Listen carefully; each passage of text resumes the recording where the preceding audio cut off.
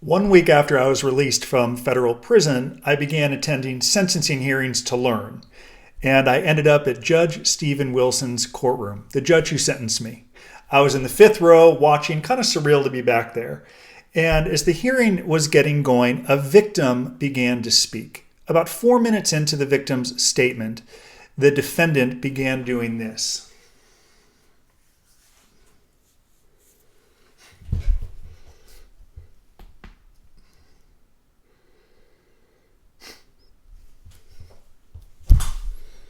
After he did that to the lawyer, Judge Wilson stopped and said, "Excuse me, are you shaking your head while a victim that you created speaks? Is that what I'm watching here?" And just like that, I put a note in my folder that said I should someday write a book called How Defendants Can Flush Money Down the Toilet, because any penny he had given to his lawyer, any mitigation that he had done, the narrative, character reference letters, videos, volunteer work, all flushed down the toilet by virtue of keeping his mouth shut but shaking his head in the face of a victim. Well, what about Sonny Balwani? I received a call again from this supposed friend of Sonny Balwani to tell. I don't know if they're friends or not, but it's a good it's a lesson for defendants. Sonny Balwani apparently is apoplectic. That victims that the government says he helped create are testifying during his trial, and he feels they're lying. He feels they are perjuring themselves on the stand from what his friend says.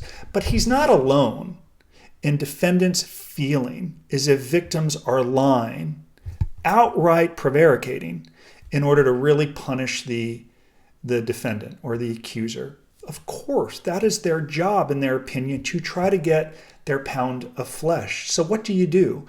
Well, to the degree that you can, you kind of have to take it. I'm reminded of the Animal House film where during the fraternity orientation, they're getting hit with this paddle, and then they say, "Thank you, sir, may I have another?" Sonny Balwani is exercising his right to go to trial, and in so doing, victim shaming and making these victims, as rich as they may be, and I know a lot of you don't have sympathy for these victims, but they were defrauded. As rich as they may be, not only did they get lied to, they now have to testify in an open forum and talk about these losses. And people then question their business acumen because they fell for such a huge fraud. So they're reliving this. So you could expect that they are going to get their pound of flesh. Do some victims go over the top and say things that aren't true? Without question. And I have attended those sentencing hearings as well, where judges have flat out stopped victims or their civil lawyers and said, "That's enough. I've heard enough. I got the point. This is getting out of control. I have no evidence that things that you just said have actually happened. Sit down." I've also been to some sentencing hearings where the judges will victim shame the victim for saying, "You're stupid for even investing in this." I've seen just about everything you can imagine by now. But back to Balwani, he's got to understand what accompanies this process by creating victims. Other defendants as well, those who have chosen to accept responsibility, frequently feel like their victims are going above and beyond to try to punish them. So here are some takeaways I have for Balwani or any defendant. You have to try to the extent that you can, put yourself in the shoes of the stakeholder. You have a fundamentally different perspective from them. A stakeholder is the prosecutor, the probation officer, the judge, your lawyer. A victim has a totally different understanding of this. And there's no question at some point they may go above and beyond.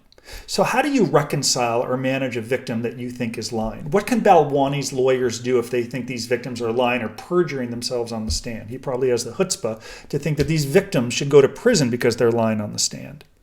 You have to embrace a sort of good cop, bad cop. It is not your role as the defendant to get up and talk about these victims and how they're lying. Doesn't really work well in the face of a judge. That's what you pay your lawyer to do. Pay your lawyer to get into the nuance of what you did versus what you didn't do, how great you are, the community service work, how phenomenal you are. Let the lawyer do that. Your job as a defendant is to remain humble and deferential, to tell the details and whole story of your life. That is your job. You also need to approach this as a business deal. What I mean is, like, some business deals suck. They're hard. You just probably tell yourself, "I just want to get this thing over with. This is miserable and hard, but I have to do it." You have to get this over with. But if you're going to get it over with and it's going to end, you might as well try to get it over with the best possible scenario. An acquittal in Balwani's case, or in your case, if you're a defendant who pled guilty, with the shortest possible prison term, that may require you to do some things and show some discipline and resolve, like not shaking your head at a sentencing hearing while a victim speaks, as good as it may feel in that moment, the 10 or 15 seconds. What was the cost of that for the defendant? Well, he got 60 months in jail. Okay, I think he got an extra year because it made him feel good to shake his head for 15 seconds while the victim spoke.